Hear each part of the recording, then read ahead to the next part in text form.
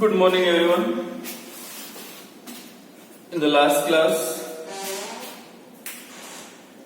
we studied about the laws of chemical combination. When elements combine to form, two or more elements combine to form a molecules, compound, then this process, formation of compound from element, this process is governed by a 5 basic laws.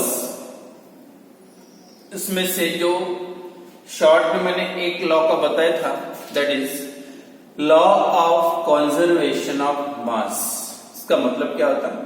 Law of conservation of mass, that is C plus O2 gives CO2. तो क्या होता है उसका मतलब? During this reaction is during the conversion of reactants into products, the mass is neither created nor be destroyed.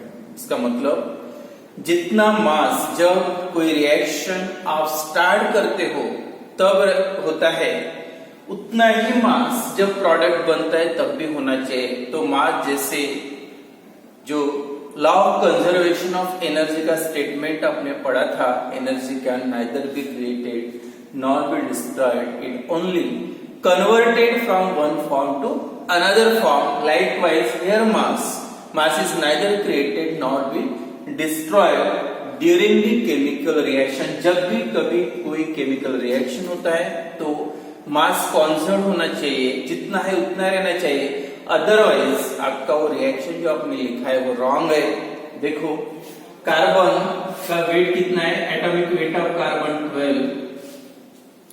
Oxygen, atomic weight of oxygen 16 है. यहाँ पे 2 oxygen है तो कितना हो गया? 32 2 ऑक्सीजन का, और ये हो गया total 44 gram reactants reacts to form a product. अब प्रोडक्ट का मास कार्बन डाइऑक्साइड जो बना है यहाँ पे, उसका वेट चेक कर लेते कितना है. कार्बन का फिर से 12, यहाँ पे 2 ऑक्सीजन है, 2 into 16 मतलब फिर से यहाँ पे आ गया 44. तो मास is neither created nor destroyed. जितना मास पहले बाद में उतना है. तो जब भी, तो इसका मतलब ये लॉ ऑफ कंजर्वेशन ऑफ मास का मतलब होता मास is neither created nor be destroyed during the chemical. कभी जब भी कभी कोई केमिकल रिएक्शन होता है तो कभी मास लॉस नहीं होता है, गेन नहीं होता है. मतलब जितना मास होता है लिया है आपने रिएक्टेंट साइड में, उतना ही मास प्रोडक्ट साइड में होना चाहिए. तो ये फर्स्ट लॉ था out of 5, the law of conservation of मास. उसके बाद law of definite proportion, third है लॉ ऑफ मल्टीपल प्रोपोर्शन. लेकिन ये तीनों जो लॉज है ऑलरेडी जो 25% डिलीट किया गया है सिलेबस, तो उसमें आ गए, तीनों नहीं है उसमें. इसके बाद जो लॉ नंबर 3 या 4 बोल सकते हैं, थर्ड नहीं 4, that is Gay-Lussac's law. Number 5 is the Gay-Lussac law of gaseous value. तो इसका पहले स्टेटमेंट का मतलब देखो. क्या कोई एक एग्जांपल लिखता मैं पहले first, H2 gas plus O2 gas, H2 gas combined with O2 gas 2 moles. यहाँ पे जो कोएफिशिएंट रिएक्शन में मैंने लिखा है 2 है, इसका कोएफिशिएंट 1 है. आप बोल सकते हैं 2 moles of H2 gas combined 1 mole of O2 gas and form or 2 moles of H2 gas. Water है, गैसेस फॉर्म स्टील बोल सकते हैं. तो ड्यूरिंग दिस रिएक्शन सभी जब गैसेस है, रिएक्टेंट भी गैस है, प्रोडक्ट भी गैस है, तो यहाँ पे स्पेशल गैसेस वाले के लिए.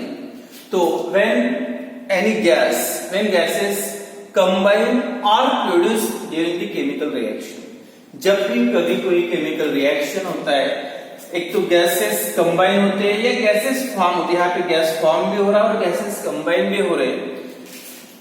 दे do in a simple ratio by volume. जो उनके कॉम्बिनेशन का जो रेशियो होता है वो सिंपल होता है, यानी कितने कंबाइन हो रहे और कितना वॉल्यूम फॉर्म हो रहा. या नंबर ऑफ मोल्स बोल सकते हैं। यहाँ पे एक सिर्फ ये नंबर देखेंगे, 2 मोल्स ऑफ H2 गैस या 2 मॉलिक्यूल H2 गैस के कंबाइन हो गए, 1 मॉलिक्यूल O2 गैस का कंबाइन हुआ, और यहाँ पे 2 मोल्स मतलब 2 मॉलिक्यूल्स H2 गैस के फॉर्म हुए। तो उसका जो स्टेटमेंट है, when gases combine are produced in the chemical reaction they do so in a simple ratio by volume provided that all the gases at same temperature and pressure। मतलब सभी gases जितने भी ये गैस सभी gases का temperature एक होना चाहिए, प्रेशर एक होना चाहिए। अब जब ऐसे कॉम्बिनेशन होता है तो उनका जो रेशियो रहेगा, जैसे वॉल्यूम लगभग यहाँ पे 2 दिख रहा है कोएफिशिएंट, तो इसका वॉल्यूम बोल सकते हैं 2, इसका वॉल्यूम 2, ये एक ही है तो 1 वॉल्यूम बोलो, और ये 2 फॉर्म रहते 2 वॉल्यूम। या इसके बोल सकते हैं आप 2 लीटर H2 गैस लिया आपने, तो ये कितना हो जाएगा 1 लीटर, क्योंकि 1 मोल है, और यहाँ पे फिर से 2 फॉर्म है, तो ये कितना हो गया फिर से 2 लीटर। तो वॉल्यूम का जो रेशियो कितना हुआ 2:1:2। तो this ratio is always remains constant when 2 volume of O2 gas combine with 1 volume of O2 gas and form a 2 volume of H2 gas। तो this volume is always simple ratio। तो क्या आएगा statement, ये usage ला का जब भी कभी कोई गैसेस का कॉम्बिनेशन होता है तो जो कॉम्बिनेशन का रेशियो है, कॉम्बिनेशन का रेशियो और साथ में जो प्रोडक्ट बनता है उसका तीनों का जो रेशियो होता है always in a simple form, simple ratio form में होता है। तो इस बार स्टेटमेंट इसका क्या है, स्टेटमेंट है that is when gases are combined are produce, combine होते या फॉर्म होते, gases combined are produce in the chemical reaction they do in a simple ratio by volume. जब भी उसका कॉम्बिनेशन का रेशियो तो सिंपल रेशियो फॉर्म में provided all the gases at same temperature and pressure. ये एक example ले सकते हैं, इनका जो रेशियो कितना 2:1:2। अनदर एग्जांपल लेंगे, फॉर्मेशन ऑफ अमोनिया गैस। क्या है फॉर्मूला अमोनिया का NH3, and NH3 gas is form from formation of ammonia gas NH3, and this gas obtained from nitrogen gas and hydrogen gas। N2 gas plus 3H2 gas and form ammonia gas. अब यहाँ पे जो reaction को balance करने के लिए 1 मोल N2, 3 moles H2 and यहाँ पे 2 नाइट्रोजन है तो ट्वाइस NH हो गए, 3 into 2 6 hydrogen, 3 into 2 into 3 6 hydrogen, 2 nitrogen 2 nitrogen. अगर रिएक्शन बैलेंस है, क्या लॉ ऑफ कंजर्वेशन ऑफ मास का भी देख सकते हैं, रिएक्शन बैलेंस हुआ कि नहीं किया, either this reaction follows the law of conservation of मास और नॉट, आप देख सकते N2 इसका 14 एटॉमिक वेट है, नाइट्रोजन का 2 है तो कितना होगा 28, हाइड्रोजन का 1 है, 2 हाइड्रोजन है, मतलब 2 हाइड्रोजन का कितना होगा 2 into 3 6, मतलब टोटल 28 plus 6 that is 34। इसका देखो अमोनिया नाइट्रोजन का 14 है, 3 नाइट्रोजन है, कितना होगा 17 into 2, तो अमोनिया के मॉलिक्यूल कितने 2 है, मतलब 34 आ गए।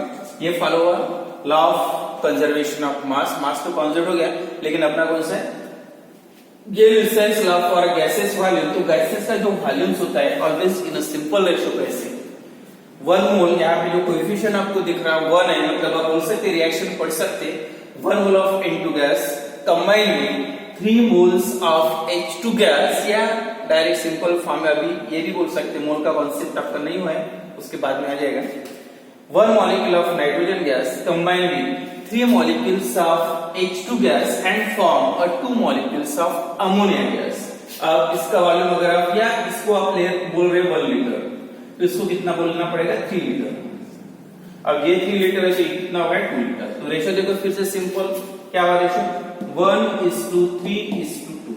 तो ये जो रेशियो रहेगा सिंपल फॉर्म में रहेगा, सभी कॉम्बिनेशन का रेशियो या साथ में जब प्रोडक्ट फॉर्म होता है उसका रेशियो। तो सिंपल स्टेटमेंट है, एक बार रिपीट करते statement, that is when gases are combined और produce in the chemical reaction they do so in a simple ratio by volume provided that all the gases are at same temperature and pressure. सभी gases का जब temperature same and pressure same होता है तब जो gases combine होते या gases बनते फॉर्म होते तो सभी जो करते सिंपल फॉर्म के रेशियो में. तो ये सिंपल स्टेटमेंट था, that is Gay-Lussac's law of gases volume, and then last law वो भी important है, that is 5, that is Avogadro's law.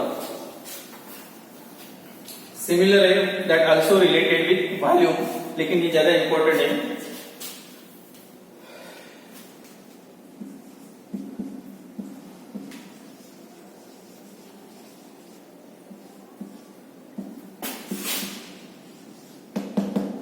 Avogadro's law. अब इसका देखो रिएक्शन, फिर से वही एग्जांपल लेंगे. H2 gas plus twice H2 gas plus O2 gas gives twice H2O gas. तो ये जो वाटर बन रहा है यहाँ पे आप वेपर बोल सकते, वाटर वेपर या गैस स्टेट में कंसीडर करो. ड्यूरिंग दिस फॉर्मेशन जब 2 मोल्स, फिर से यहाँ पे 2 मोल्स H2 गैस 1 मोल O2 गैस या 2 मोल्स H2 गैस फॉर्म हुआ, या 1 लीटर जैसे यहाँ पे लिखोगे तो 2 litre H2 gas 1 litre O2 gas and form again 2 litre. ये कौन सा होगा? रेशियो सिंपल Gay-Lussac's लॉ के पहले. तो इनका जो कॉम्बिनेशन, अगर इसकी वैल्यू या 1 लीटर गैस है, कोई भी गैस का, सिंपल इसका मतलब है शॉर्ट में समझने के लिए देखो, यहाँ पे 3 गैसेस कंटेनर में मैंने रखे, 3 गैसेस है अलग अलग कंटेनर में, सबका वॉल्यूम सेम है एट अगेन सेम टेम्परेचर. तीनों के लिए एक ही कंडीशन है, टेम्परेचर और प्रेशर सेम है. ये तीनों गैसेस फिल करके रखे. एक है H2 गैस, दूसरा है O2 गैस और एक तीसरा है नाइट्रोजन गैस. अगर ये तीनों, सिंपल देखो इसका स्टेटमेंट मतलब क्या होता है ये लॉ का, Avogadro's law. H2 gas, O2 gas, N2 gas, ये इसका अगर वॉल्यूम, या फिर से लेते हैं 1 लीटर है, ये भी 1 लीटर है और ये भी 1 लीटर है. तीनों गैस का वॉल्यूम कितना है? 1 लीटर है at the same temperature and pressure. तीनों गैसेस है, सबका वॉल्यूम सेम है, गैसेस अलग अलग है, डिफरेंट गैसेस है, equal volumes, equal volumes of all the gases. या उसकी जगह पे और एक तीसरा फोर्थ भी करो तो उसमें Cl2 गैस होता या दूसरा कोई गैस होता. Equal volumes of all the gases at the same temperature and pressure contain equal number of molecules. तो अगर ये गैस में 1 लीटर है और अंदाजे एक्चुअली अलग होता है, फिर भी मैं, अगर ये गैस में कितने, अब H2 गैस है, H2 के कितने मॉलिक्यूल्स होंगे, इसके कितने मॉलिक्यूल्स होंगे. सपोज इसके मॉलिक्यूल या एक कंटेनर में 1000 मॉलिक्यूल प्रेजेंट है, 1000 मॉलिक्यूल्स H2 गैस के 1 लीटर में. अगर यहाँ 1000 मॉलिक्यूल्स का मतलब इसमें भी 1000 होंगे, इसमें भी 1000 होंगे, मतलब वॉल्यूम सेम रहा. तो सभी गैसेस के उसमें कितने H2 के, यहाँ पे अगर क्वेश्चन पूछा H2 के कितने मॉलिक्यूल्स है, तो आप सीधा इसमें 1000 है तो आप इसमें भी कितने बोलेंगे, इसमें भी 1000 रहेंगे, इसमें भी कितने रहेंगे, 1000 रहेंगे. लेकिन दूसरा एक गैस मैंने यहाँ पे रख दिया Cl2 गैस, लेकिन ये ज्यादा है, थोड़ा ज्यादा है, मतलब ये Cl2 गैस और ये 2 लीटर है. तो अगर मैंने पूछा इसमें कितने Cl2 के मॉलिक्यूल्स होगी, इसमें 1000 है क्योंकि ये भी 1 लीटर है, O2 गैस भी 1 लीटर है, उसमें मॉलिक्यूल्स कितने 1000 है, और तीसरा गैस N2 उसमें भी 1 लीटर है, 1000 है, मतलब सेम रहेंगे. लेकिन इसका वॉल्यूम कितना दिख रहा है आपको, 2 लीटर. एंड 2 लीटर का मतलब उसमें अगर 1 लीटर में 1000 मॉलिक्यूल है तो 2 लीटर में कितने रहेंगे, दैट इज 2000 मॉलिक्यूल. तो वॉल्यूम सेम रहा तो नंबर ऑफ मॉलिक्यूल सेम रहेंगे, वॉल्यूम डबल रहा तो नंबर ऑफ मॉलिक्यूल्स डबल रहेंगे. तो सेम ये 1 लीटर है तो इसका मतलब 1 लीटर में अगर 2 मॉलिक्यूल्स है तो 1 लीटर में 1 ही मॉलिक्यूल रहेगा, ये 2 लीटर में फिर से 2 मॉलिक्यूल रहेंगे. तो अगर वॉल्यूम सेम रहा तो नंबर ऑफ मॉलिक्यूल्स भी उसमें सेम रहेंगे। सिंपल इसका मतलब है एवोगाड्रोस लॉ। तो उसका स्टेटमेंट देखो, the equal volumes of all the gases, जितने भी गैसेस है अगर सबका वॉल्यूम सेम है, equal volumes of all the gases at same temperature and pressure contain equal number of molecules. तो सभी गैसेस के लिए मॉलिक्यूल्स भी वॉल्यूम इक्वल है तो नंबर ऑफ मॉलिक्यूल्स इक्वल रहेंगे, सेम रहेंगे। वॉल्यूम अलग है तो मॉलिक्यूल, जैसे एक ये 100 ml है और यह दूसरी बात, अगर ये 100 ml है तो उसका मतलब है ट्वाइस है, मतलब 200 ml होना चाहिए। अब ये 200 है, ये भी 2 है, मतलब ये भी 200 ml होना चाहिए। अब ये 200, अगर 100 ml में 10 मॉलिक्यूल है तो 200 ml में कितने होना चाहिए? 20 मॉलिक्यूल्स। अब फिर से 200 में कितने होना चाहिए? सीधा सीधा है, वॉल्यूम सेम रहा तो नंबर ऑफ मॉलिक्यूल्स भी सेम रहेंगे। तो ये था last law of chemical combination का, जो दो लॉस थे आपकी जो सिलेबस के हिसाब से दो ही है। एक पहला था गेल-लुसेक्स लॉ फॉर गैसेस वॉल्यूम, तो जो कॉम्बिनेशन का रेशियो होता है वॉल्यूम फिक्स होता है। और ये सेकंड लॉ है एवोगाड्रोस लॉ, तो उसका स्टेटमेंट है equal volumes of all the gases at same temperature and pressure contains equal number of molecules. अगर वॉल्यूम सेम रहा तो सेम, मतलब वॉल्यूम सेम रहा तो उसमें नंबर ऑफ मॉलिक्यूल्स भी सेम रहेंगे। या जैसे यही रिएक्शन में ये फॉर्म अगर लिखूंगा तो देखो, ये तो क्लियर हो गया होगा, volume same, number of molecule same. जैसे H2 H H H H, ये 5 मॉलिक्यूल्स है, 1 2 3 4 H2 H2 H2 गैस। दूसरा O2 के O O, मतलब O2 दो ऑक्सीजन है कंबाइंड फॉर्म में, ये O2 की। अगर इसका वॉल्यूम 1 लीटर है तो इसका भी कितना रहेगा? मॉलिक्यूल्स है कितने? 1 2 3 4 5। इसकी वैल्यू 1 लीटर है तो इसका भी वॉल्यूम कितना होना चाहिए? नंबर ऑफ मॉलिक्यूल्स तो उतने 1 2 3 4 5, तो उसका भी कितना रहेगा? 1 लीटर प्लस। और दूसरा H2 gas, H2 H2 H2 H2 और H2, और इसमें भी मॉलिक्यूल्स कितने हो गए? देखो नंबर ऑफ मॉलिक्यूल्स 1 2 3 4 5, तो उसका भी कितना रहेगा? 1 लीटर। इसमें 5 है, इसमें 5 है, इसमें। और जब कंबाइन होगा तो क्या होगा? देखो वाटर में क्या होता है? स्ट्रक्चर देखो, H2O, 2 हाइड्रोजन 1 ऑक्सीजन, मतलब एक ऑक्सीजन हर हाइड्रोजन के साथ कंबाइन होगा। कितने? 5 मॉलिक्यूल्स है, मतलब 10 ऑक्सीजन है, हर एक के साथ एक एक। इसके साथ यहाँ पे एक ऑक्सीजन जाएगा, दूसरा यहाँ पे, यहाँ पे, यहाँ पे, यहाँ पे, ऐसे। तो जो फॉर्म हो गए मॉलिक्यूल्स में, इधर लिखा प्रोडक्ट, कितने मॉलिक्यूल्स फॉर्म हुए देखो, HOH HOH HOH HOH, 1 2 3 और ये 4 5, लेकिन कितने डबल फॉर्म? क्योंकि हाइड्रोजन कितने हो गए टोटल? एक, जितने हाइड्रोजन, मतलब एक वाटर में 2 हाइड्रोजन है, तो हाइड्रोजन कितने हो गए टोटल? ये 10 और वो 10, 20, तो इतने बनेंगे 2 into, मतलब जितने ऑक्सीजन रहेंगे उतने वाटर मॉलिक्यूल बनेंगे। तो ऑक्सीजन कितने लेते हैं अपने? 5 मॉलिक्यूल्स। तो इसमें एक मॉलिक्यूल्स भी कितने बने? अगर इसका वाटर हुआ तो ये जो बनेगा कितना वॉल्यूम हो गया? 2 लीटर। तो 2 लीटर क्यों? ये 1 लीटर, ये 1 लीटर, लेकिन ये टोटल अलग अलग लिखा मैंने, दोनों का कंबाइन वॉल्यूम कितना हो जाएगा? 2 लीटर। तो इस टाइप से वॉल्यूम अगर इक्वल रहा तो उसमें नंबर ऑफ मॉलिक्यूल्स भी इक्वल होते हैं। Equal volumes of all the gases, last में statement, equal volumes of all the gases at same temperature and pressure contain equal number of molecules. अगर इसमें, अगर इसका जो वॉल्यूम, ये जो मैंने रिएक्शन लिखा है इसी का देते हैं, अगर इसमें n है इसकी वैल्यू, तो इसकी ऑब्वियसली कितनी हो जाएगी? 2n। अगर इसमें n molecules of oxygen combine with, कितने मॉलिक्यूल ऑफ हाइड्रोजन के? 2 है, तो double n molecules of oxygen combine with 2n molecules of hydrogen and form 2n molecules of water. तो वाटर की कितने मॉलिक्यूल बन रहे?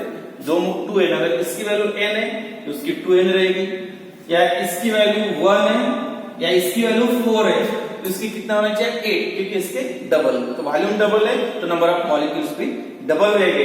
तो ये स्टेटमेंट था और ये लॉ था Avogadro's law, that is equal volumes of all the gases at same temperature and pressure contain equal number of molecules, या बोल सकते हैं equal number of moles of molecule. Number of moles वाला जो कॉन्सेप्ट है पढ़ना है, तो मोल्स बाद में जो रिएक्शन लिखा होता है ये आप पढ़ते टाइम 2 मॉलिक्यूल्स ऑफ हाइड्रोजन ने एक्चुअली ये पढ़ना है 2 moles of hydrogen combine with 1 mole of oxygen and form 2 moles of H2। तो इस तरह से दो लॉज है, laws of chemical combination. And इसके बाद का नेक्स्ट क्वेश्चन कल के क्लास में देखेंगे।